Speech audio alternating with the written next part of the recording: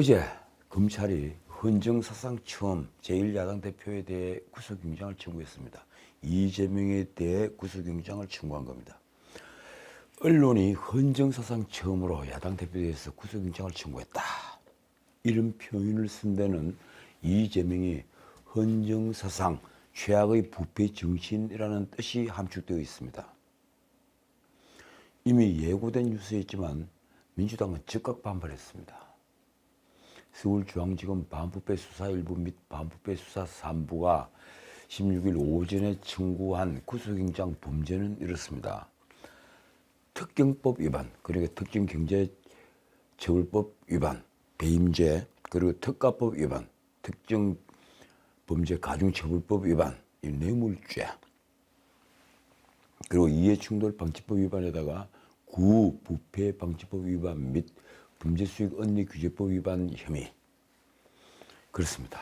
이재명 의혹 가운데 우선 대장동 위례개발사업과 성남FC 후원금 관련 죄명들입니다.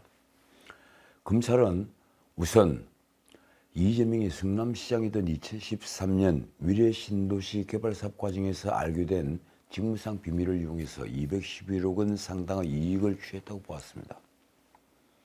또 2014년 대장동 개발사업 과정에서 알게 된 직무상 비밀을 이용해서 민간업자가 시행자로 선정되도록 함으로써 7,886억 원 상당의 이익을 취득했다고 판단했습니다.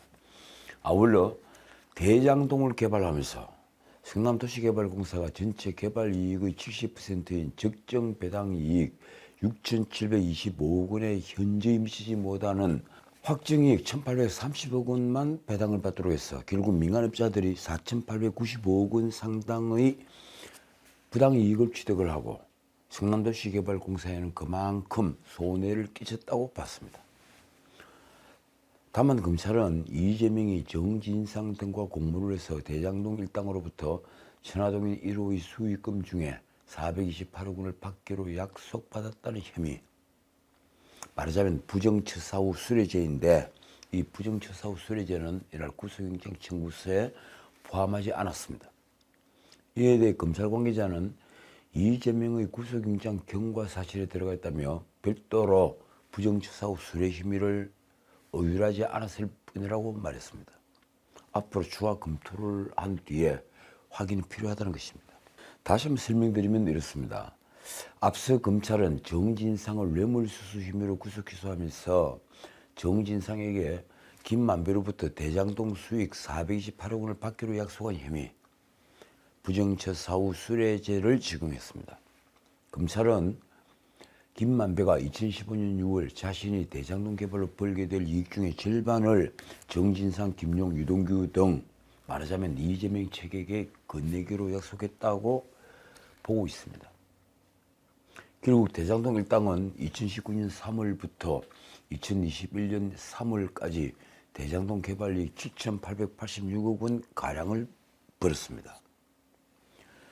이 중에 택지개발로 민간업자들이 가져간 돈은 4,055억 원인데 김만배 등은 서로 합의한 지분에 따라 이를 나눴습니다. 김만배는 49% 1,992억 원을 가져갔습니다.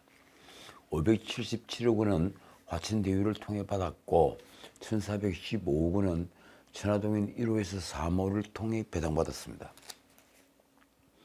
이후에 2020년 10월부터 유동규 등과 기존에 주기로 한 지분 절반에 대해 논의를 했습니다. 김만배는 유동규에게 세금 및 공과금 등을 제외하고 절반에 해당하는 금액 700억 원을 주겠다, 이렇게 말을 했고 유동규는 이를 정진상에게 보고했습니다. 정진상은 당연히 이재명에게 보고를 하고 승인을 받았겠죠. 정진상, 김용, 유동규는 이 김만배로부터 약속받은 후인 2020년 10월부터 2021년 2월 사이에 김만배에게 수차례 약속한 돈을 달라고 요구를 했습니다.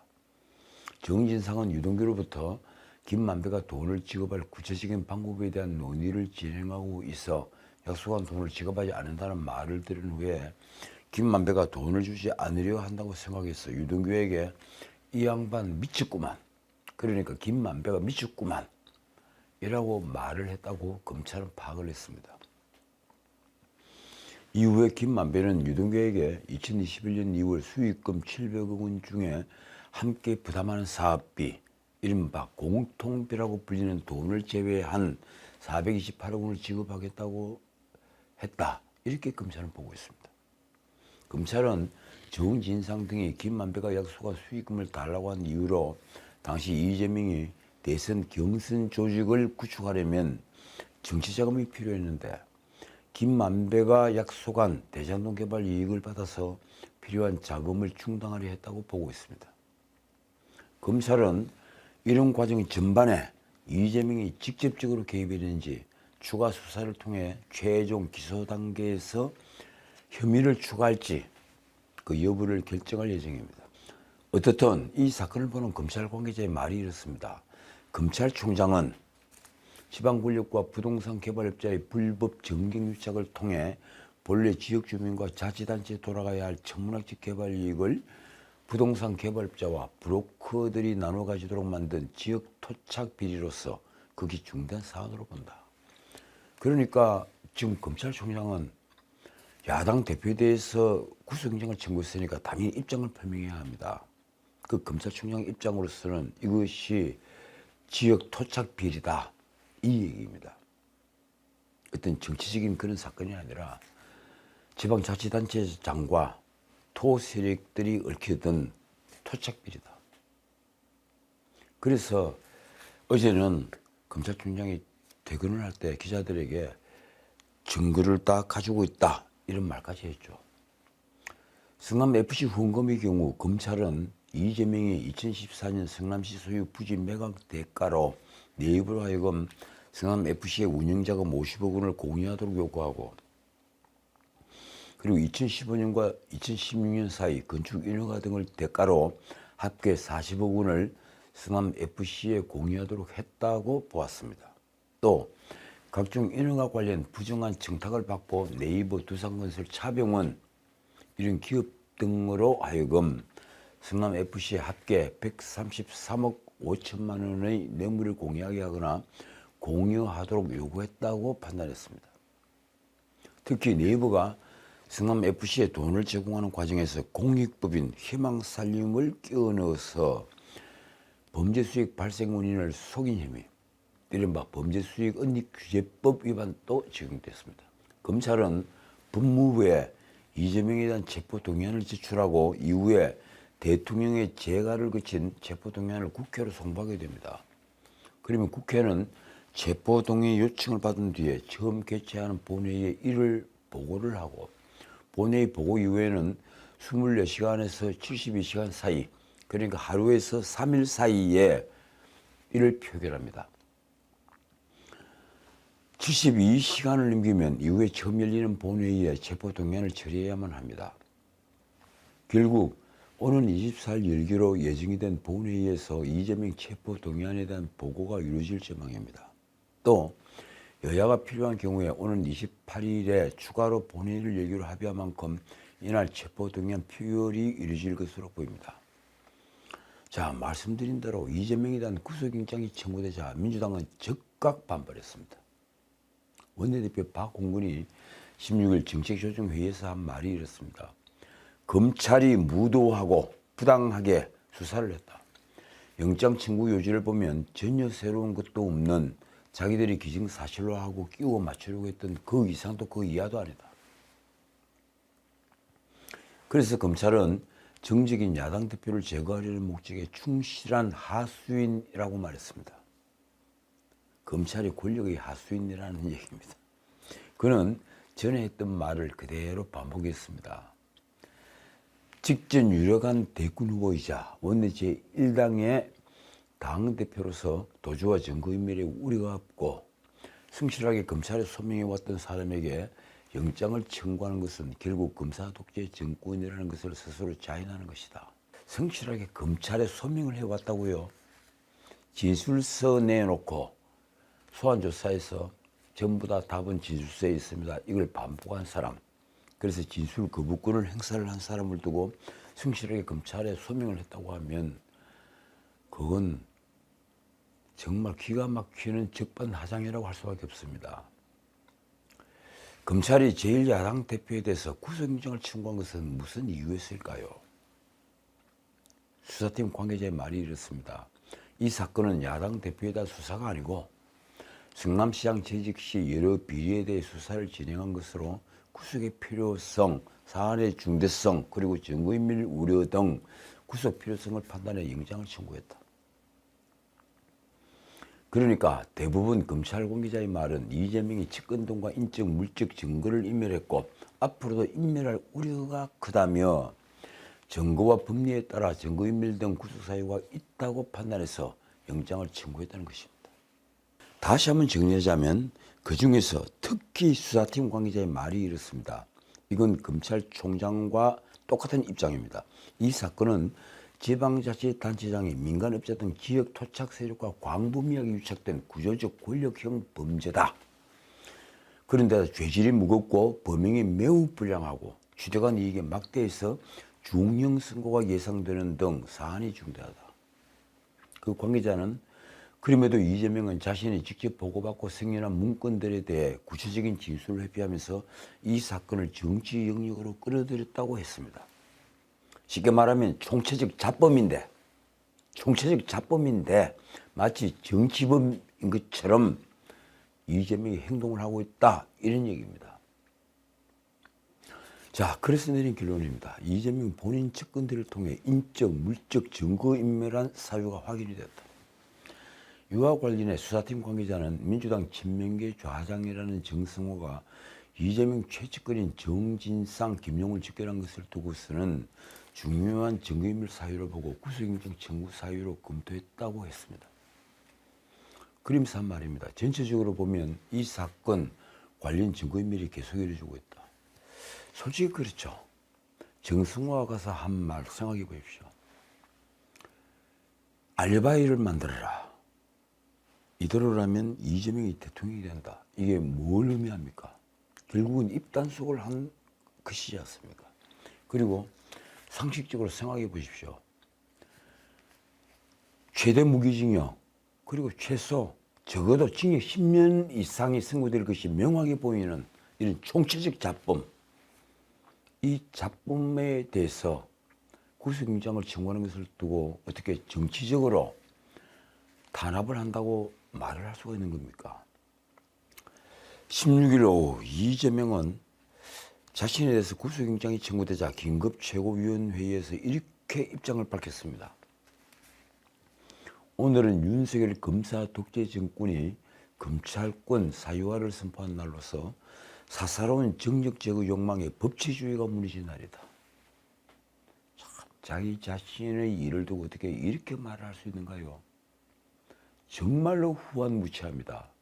이재명은 검찰이 구속영장에서 적시한 자신의 범죄를 이렇게 변명했습니다.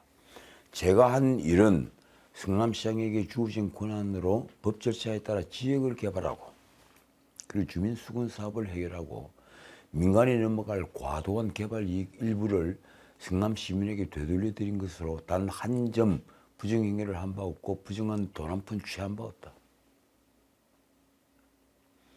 참 기가 막히는 얘기입니다. 그러면서 이재명은 최근 늘어놓았던 변명을 반복했습니다. 이렇습니다. 수년간 검찰, 경찰, 감사원, 상급기관들이 먼지 털듯 탈탈 털어댔지만 검찰에 포획돼 궁박한 처지에 놓인 사람들이 밝힌 진술 외에는 어떤 범죄 증거도 없었다. 범죄 사실이 없었기 때문이다. 말하자면 유동규, 남욱, 정영학 외에 입증할 증언도 그리고 증거도 없다. 이런 주장입니다. 그러면 이 많은 언론사 기자들은 모두 눈과 귀가 멀었거나 그 역시 궁박한 처지에 놓여 검찰이 편해선 걸까요? 이재명은 자신은 증거인멸과 도주 우려 등 구속사유가 전혀 없다고도 했습니다. 그의 화려한 레토릭은 다음 세 문장으로 질증에 달했습니다.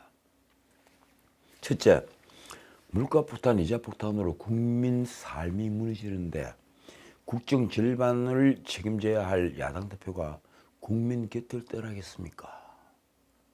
자신은 절대 국민 곁을 떠나지 않는다. 도주하지 않는다. 이 얘기입니다. 둘째, 일거수일투족 생중계되는 제가 가족을 버리고 도주하겠습니까? 세 번째, 사상 최대 수사진에 의한 수년간의 수사, 100번도 넘는 압수수색에 수백 명 관련자 조사를 다 마쳤는데 인멸할 수 있는 증거가 남아있기나 합니까? 정말 우습기도 하고요. 기가 막히기도 합니다. 철저히 증거를 숨기고 입을 닫도록 한 사람이 누구인데 지금 이런 말을 하고 있는 겁니까? 그 뒤에 덧붙인 이재명이 말입니다. 가족들과 거주하는 주거가 분명하다. 수치스럽기는 하지만 오라면 오라는 대로 소환조사에 임해서 주사에도 성실히 임했다. 조그만 법상식만 있어도 구속요건이 전무하다는 것을 쉽게 알 수 있다. 아까도 말씀드렸지만 저도 아주 상식적인 질문을 하나 하죠. 지금까지 억대가 넘는 뇌물이 오가고 100억대가 넘는 배임 혐의를 받은 자로서 구속되지 않은 자가 단 한 명이라도 있었습니까? 그런 자범들 중에 구속되지 않고 불구속으로 재판받은 자가 과연 있었습니까? 무기징역이 선고된 것으로 예상되는 범죄를 저질렀다면 대부분의 피고인들은 도주를 생각합니다. 그래서 중형이 예상되는 범죄자들을 구속을 시키는 것입니다. 이재명은 자신이 살기 위해 정권이 바뀌기 직전에 검수완박법을 밀어붙였습니다. 검찰의 칼을 뺏은 겁니다. 그 전에 민주당 원내대표에 출마한 자들은 모두 이재명과 문재인을 지키겠다 이렇게 공약을 했습니다. 게다가 이재명은 대선 직후에 구명조끼를 입기 위해 가장 안전한 텃밭인 인천 계양을로 가서 국회의원이 됐습니다. 분당에서 출마하지 않고 말입니다. 그즉 송영길은 느닷없이 서울시장 후보가 돼서 지역구를 벌였습니다. 그 뒤에 이재명은 세인의 손가락질을 받으면서 민주당 대표가 됐습니다. 그리고 당헌까지 뜯어고쳤죠. 그래서 자신이 기소되어도 당대표를 내려놓지 않아도 되는 장치까지 마련했습니다. 저는 이것만 봐도 이재명은 정치 지도자로서 자격이 없다고 판단합니다. 이재명은 이번 영장 청구는 희대의 사건으로 역사에 기록될 것이라며 이렇게 말했습니다. 이승만 정권이 조봉암 사법살인, 박정희 정권의 김영삼 의원 제명, 전두환 정권의 김대중 내란 업무 조작 사건까지 독재 권력은 진실을 조작하고 정적을 탄압했지만 결국 독재자는 단죄되었고 역사는 정진했다. 그러니까 자신의 이 총체적 자범적인 범죄를 앞에서 말한 조봉암, 김영삼, 김대중 이런 정치범들과 등치시킨 것입니다. 자신을 조봉암, 김영삼, 김대중과 똑같이 나란히 놓았다는 얘기입니다. 참 이런 억지가 어디 있습니까? 국민 고통을 외면하고 국가 권력을 정적 제거에 악용하는 검사 독재 정권은 반드시 국민과 역사의 심판을 받을 것이다. 입에 침도 바르지 않고 이런 말을 뻔뻔스럽게 할 수 있는 겁니까? 반면 이 국민의힘 비대위원장 정진석은 야당에게 양심적으로 투표하자고 말했습니다. 그는 민주당 정승호가 정진상과 김용을 면회한 데 대해서도 이렇게 말했습니다. 주고받은 대화가 영화 대부에 나오는 마피아 패밀리를 연상시킨다. 쉽게 말하면 돈 끌려온의 가족을 연상시킨다는 얘기입니다. 정승호가 무엇이 다급해서 김승태가 귀국한 다음 날 부랴부랴 정진상 면회를 가야 했나. 정진석은 정승호와 한 말을 다시 되짚었습니다. 알리바이를 만들라, 마음 흔들리지 마라, 이대로 가면 이재명이 대통령이 된다 등의 대화 내용을 이렇게 평가를 한 것입니다. 누가 봐도 단속하고 회유하는 이야기다. 이재명이 대통령이 된다? 정신 상태가 의심스러운 얘기 아닌가. 자, 이 이재명 관련 총체적 잡범 사건과 연관되어서 에피소드 하나만 말씀드리겠습니다. 우리 회사 망하게 생겨서 20년을 알고 지내는데 형이 어떻게 나한테 이럴 수가 있어? 그 말 누가 했을까요?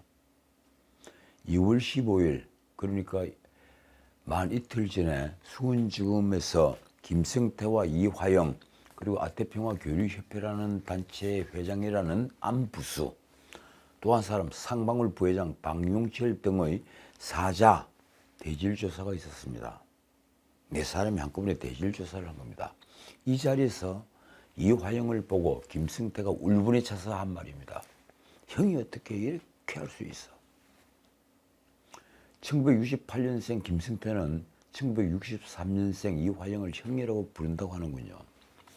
검찰은 이날 이화영에게 경기도의 스마트팜 대납 등 상방울의 대부송금 사실을 알았는지 물었습니다. 하지만 이화영은 경기도는 상방울의 대부송금에 대해 모른다, 자신도 모른다 이런 기존 주장을 이어갔습니다. 그러나 대질조사에서 김성태와 안부수, 박용철 등 3명은 이화영과 정반대되는 진술을 했습니다. 이화영이 북한에 스마트팜 비용을 지급하지 않으면 경기도 대북 사업이 어려워진다며 먼저 대납을 제안해서 상방울이 대신 냈다. 이 과정에서 김성태는 이화영에게 우리 쪽 사람 10여 명이 넘게 구속이 됐고 회사도 망하게 생겼다. 우리 식구들은 살아야 하지 않느냐 이렇게 호소했다고 합니다. 나 들어갔다 나오면 70세다. 왜 형 입장만 생각하느냐? 왜 같이 밥도 먹고 술도 마셨는데 기억이 안 난다고 하느냐? 그래도 이화영이 계속 부인을 하자 김성태는 마침내 개강을 한 것입니다. 김성태는 상방울 임원진에게 대북 송금 자금원 등 관련 내부 자료를 검찰에 제출하도록 지시했습니다. 그런데 대질조사 이후에 이화영은 진술을 거부하고 조서에 서명하지도 않았습니다. 검찰은 어제 16일에도 대질신문을 다시 추진했으나 이화영이 거부했습니다. 그런데 이재명은 이튿날인 금요일 최고위원회의에서 이렇게 평가했습니다. 윤석열 정권의 만행은 법치의 탈을 쓴 사법사냥이기도 하고 역사적 오점이 될 매우 흉포한 행위라고 생각된다. 이재명은 그 말을 하기 전에 이 민주주의와 법치주의가 윤석열 검사 독재 정권의 칼날에 무참히 짓밟히고 있다고 했습니다. 윤석열 검사 독재 정권 아직 제 귀에는 낯선데 많은 사람들에게 이미 익숙해진 것 같습니다. 특히 민주당 지지자들에게 말입니다. 검사 독재? 느닷없이 등장한 검사 독재라는 단어는 옛날 군사 독재라는 단어에 빗대서 만든 말입니다. 자신들이 뜻대로 검찰이 수사권을 빼앗은 검경 수사권 조정을 했죠. 민주당 정권은 문재인 정권이 말입니다. 거기에다가 정권 교체 직전에 검수완박까지 했는데 그런데도 대한민국은 검사들이 형벌권을 내세워 독재를 하고 있다는 얘기입니다. 정말 그렇습니까? 이걸 두고 선동이라고 해야 합니까? 아니면 사기극의 대사입니까?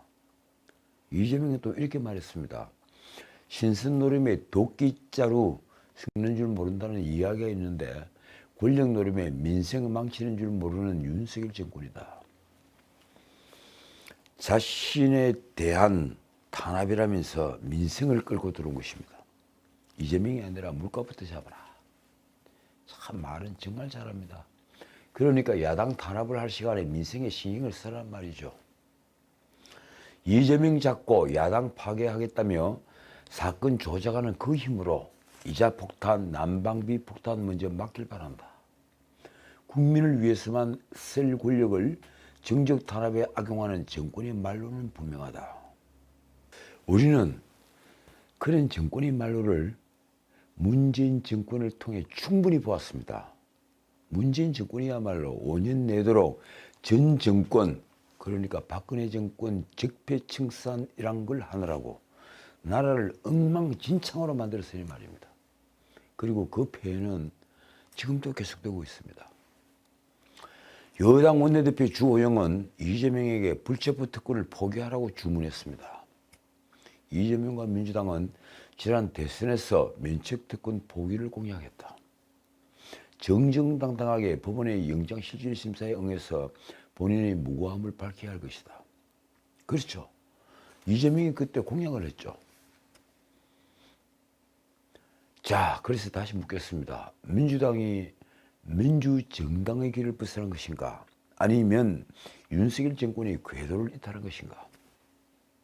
그 답은 명확합니다. 대장동 게이트와 성남FC 후원금 사건은 파렴치 작범이지 결코 이재명이 말하는 정치범이거나 사상범이 아닙니다.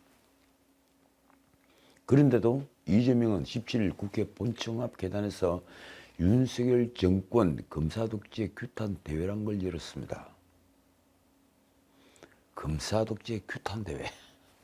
이재명이 한 말이 유세가 됐습니다. 참 재밌습니다. 그깟 5년 정권이 뭐 그리 대수라고 이렇게 겁이 없나. 이재명이 국민과 역사를 무시하지 말라며 한 말입니다.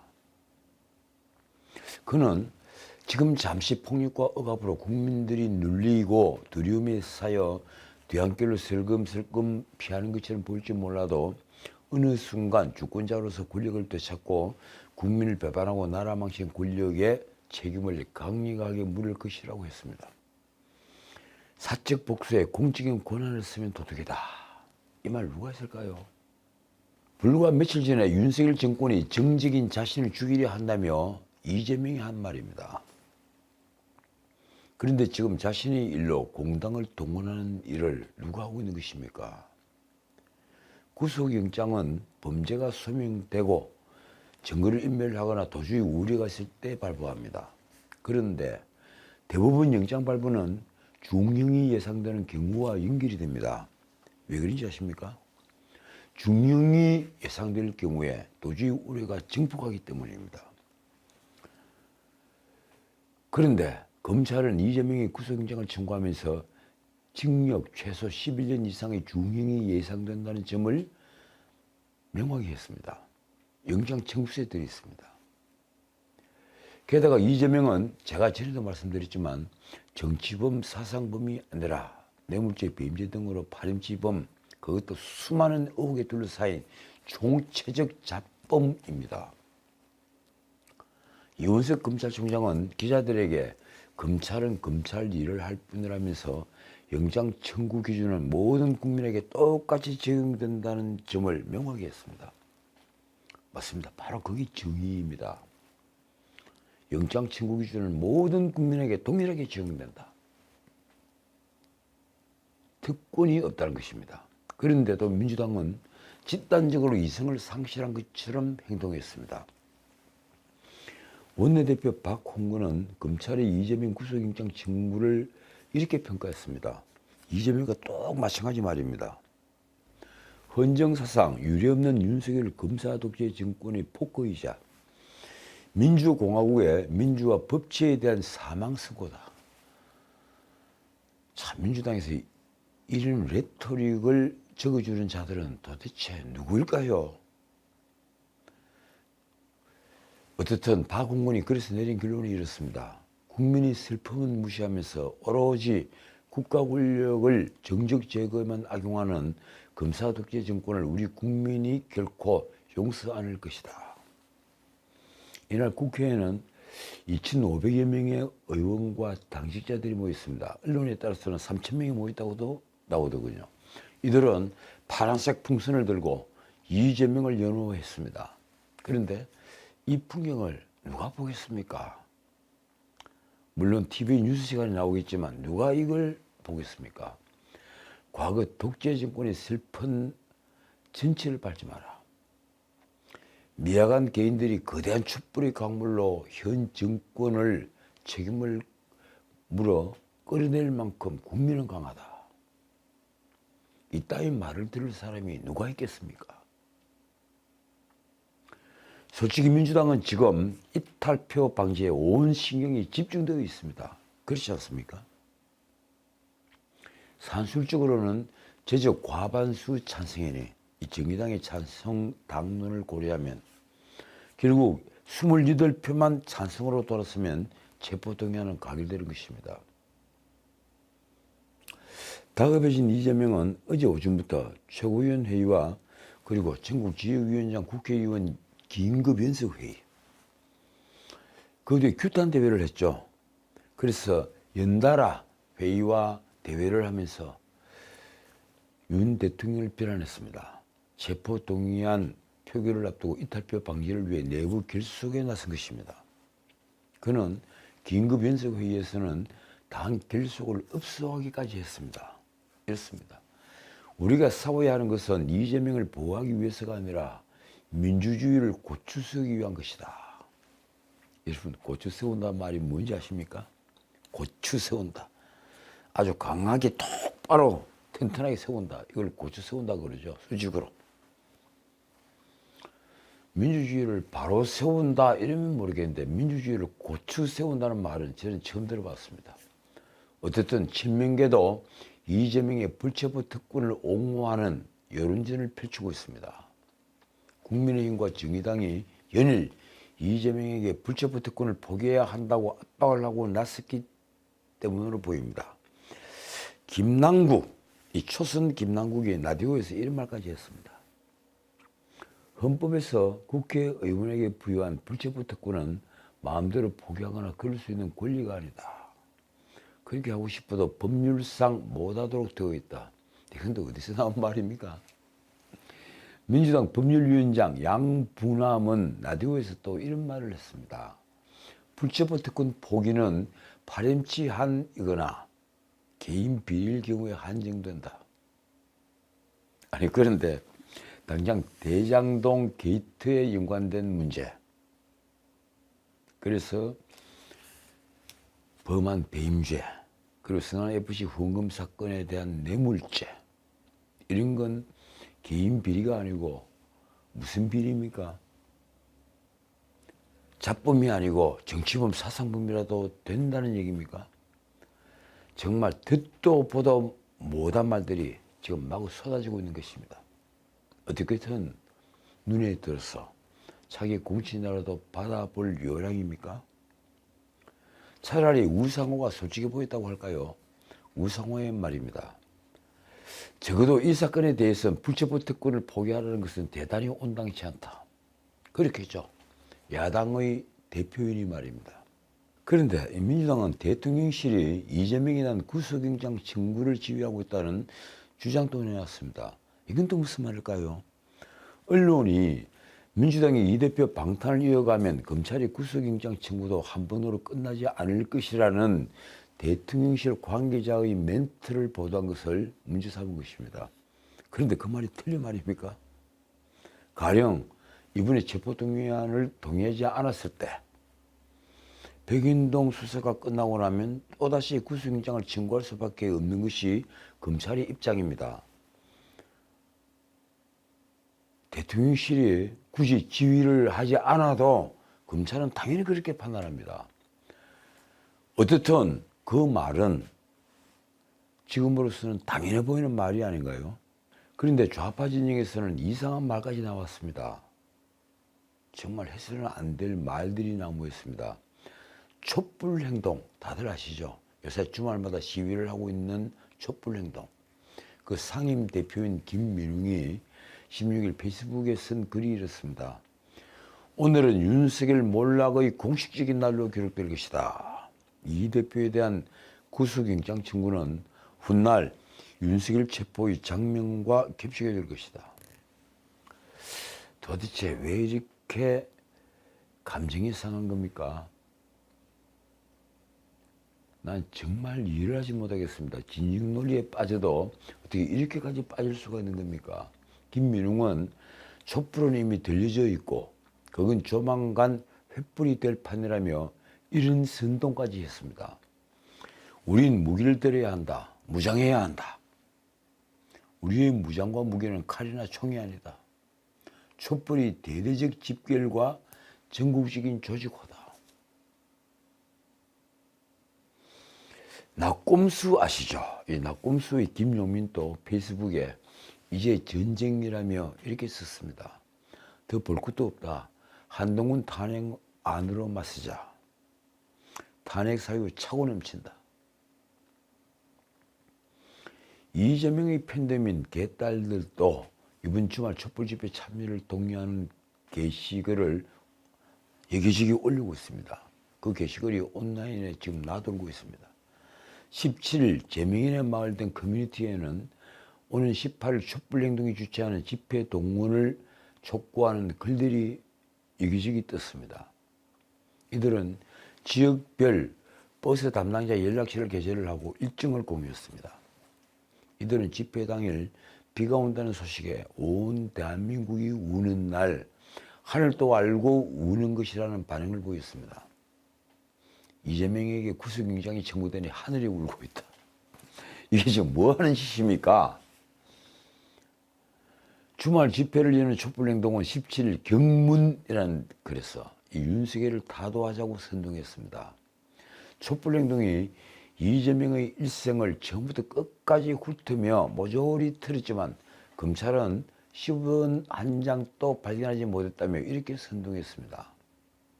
제2의 부마항쟁, 제2의 광주항쟁, 제2의 6월 항쟁으로 윤석열을 타도하자. 정말 부마항쟁, 광주항쟁으로 희생을 하신 선열들에게 부끄럽지 않습니까? 이런 말을 할 때는 말입니다. 어떻든 검찰이 청구한 구속영장은 아주 세밀하게 이재명의 범죄가 기술되어 있습니다. 공소장의 가장 큰 범죄는 두 개죠. 범죄 수익 은닉 이런 걸 빼놓고 말입니다.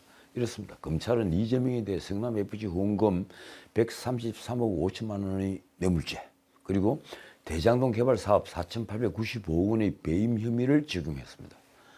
우선 검찰은 이재명이 성남FC 관련 각 기업에서 받을 뇌물 액수를 직접 정했다고 적시했습니다. 저도 이번 공소장 내용을 어제 신문을 보고 처음 이 점을 확인했습니다. 이재명이 직접 정했다. 놀랍지 않습니까?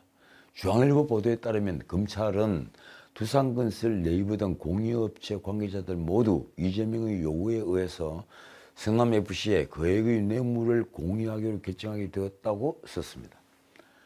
그 액수 또한 피의자가 일방적으로 정해주었으며 그 대가로 자신들이 현안을 해결했다는 취지로 일관되게 진술하고 있다. 검찰은 이재명이 2014년 10월부터 2016년 9월까지 성남FC 구단주로 있으면서 두산건설, 네이버, 차병원, 그리고 푸른위례 이 4개 기업에서 후원금 133억 5천만 원을 유치하고 그 대가로 건축 인허가나 토지 용도 변경 등 편의를 제공한 뇌물 혐의를 적용했습니다. 성남FC에 광고비 명목으로 후원금을 집어넣으면 대신에 인허가도 굉장히 편리하게 해주고, 그리고 부지 용도도 상향을 시켜준다. 심지어 도로에서 출입구도 새로 만들어준다. 참 무서운 지방 권력입니다. 공소장에는 네이버가 2013년 서부대와 교육기관 부지를 물색하자 이를 전에 들은 이재명이 정진상 등 접근을 시켜서 성남FC 후원을 제안했다는 사실도 새롭게 드러났습니다. 그 과정은 제가 나중에 시간이 날 때 다시 설명을 드리겠습니다. 그 후에 네이버는 여러 사정으로 대학원 대학 설립이 무산됐는데 네이버 측은 이재명의 성남FC 후원금 요구를 들어주지 않으면 정자동 신축 건물 각종 인허가와 관련해서 불이익을 받을 것을 우려했습니다. 정진상은 이에 이재명 임기 동안만 후원하면 된다 이렇게 말을 하면서 이재명의 남은 임기 3년 동안 매년 40억 원씩 120억 원 또는 절반을 뚝 잘라서 매년 20억 원씩 60억 원이라도 후원해 줄 것을 네이버 측에 제안했습니다. 근데 그것이 제안입니까? 겁먹은 기업에게는 제안이 아니라 당연히 요구로 들렸을 것입니다.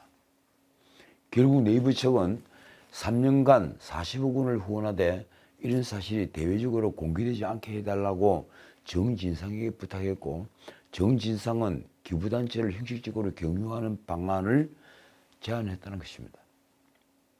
이렇게 해서 광고로 먹고 사는 네이버가 성남FC의 광고비를 빙자한 후원을 하게 된 것입니다. 자, 영장 청구서에 따르면 이재명은 두산건설에 대해서도 아주 비슷한 방법으로 후원금을 요구했습니다.